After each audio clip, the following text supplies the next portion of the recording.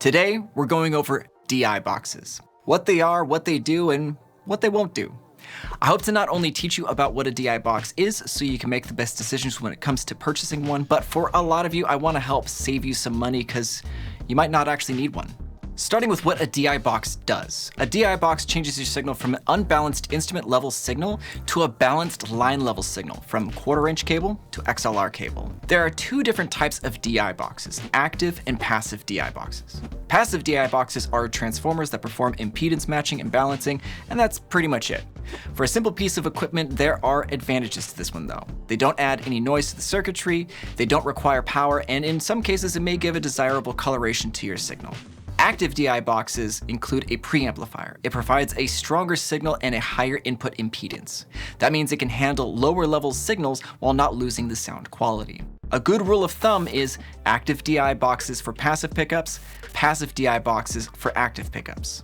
Let's go over several common use cases for a DI box. The DI boxes have an instrument output so you can record not only your DI but your amped signal simultaneously. Recording this way allows for flexibility later on if you choose to reamp and change your tone. It's also helpful having something visual to help you edit the current takes. You can send your signal over a long distance. Instrument cables are susceptible to all sorts of noise. The longer the cable, the more noise gets into your signal. XLR cables shield your signal from that noise, so sending it through a DI box to pass through an XLR will keep your signal clean while it's traveling through the cable. More on that a little bit later. If you have an interface, preamp, or other outboard gear that only takes XLR. In a lot of studios, the engineer will use specialized mic preamps to color or alter the characteristic of the DI before it's recorded. Some DI boxes also alter the characteristic of the DI just by passing through them. If you use a DI box with your at-home interfaces like this Audient ID4, you might notice a slight difference between plugging in direct and using the DI box to utilize the mic pre's. If your interface is incredibly cheap or poorly built, you may actually get better audio quality or avoid clipping by using a DI box to go through the mic pre rather than the instrument input.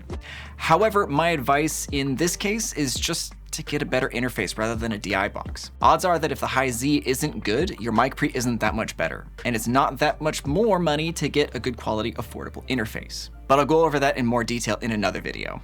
If you're getting electrical interference when connecting directly to your interface due to a ground loop, you can use a DI box to break the loop and clean up the noise. It's important to note though that the DI box won't clean up all of your noise. I might as well get into this now since I brought it up because there are a few things that people think a DI box will do that are completely untrue. But I want to help dispel some of these myths so you don't buy something that you actually won't need and will ultimately disappoint you. It won't eliminate all noise. A DI box can break a ground loop, but it won't magically eliminate all noise from your signal. There are probably half dozen sources of RFI within arm's reach of your setup, like LED lights, computer screens, Wi-Fi devices, and phones, just to name a few.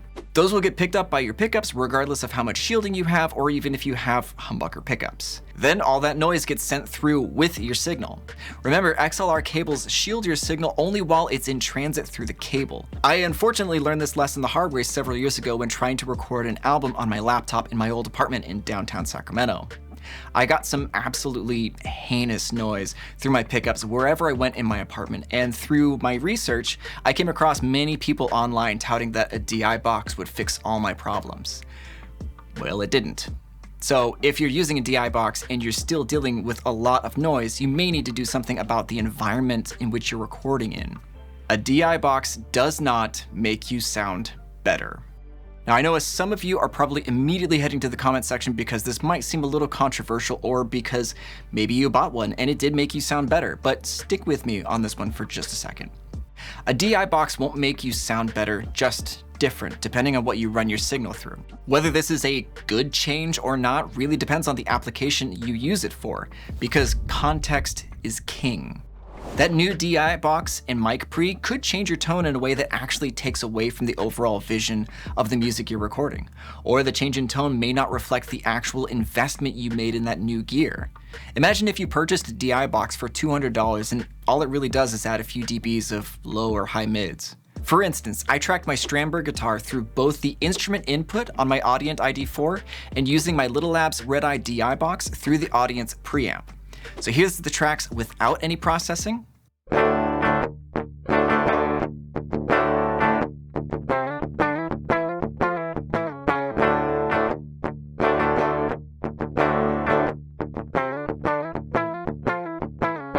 And then here's the tracks through the exact same plugin and preset.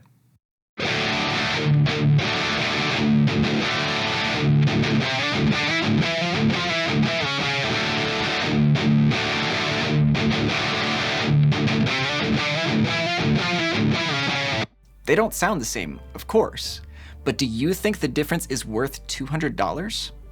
And some of you may say yes, and that's exactly the point. I want you guys to be intentional with your decisions and purchases. For those of you that have the extra cash on hand that want the options made available by a DI box, by all means, get yourself a good DI box, because having one on hand with the knowledge and the know-how to get the best tone out of it is by far the best scenario.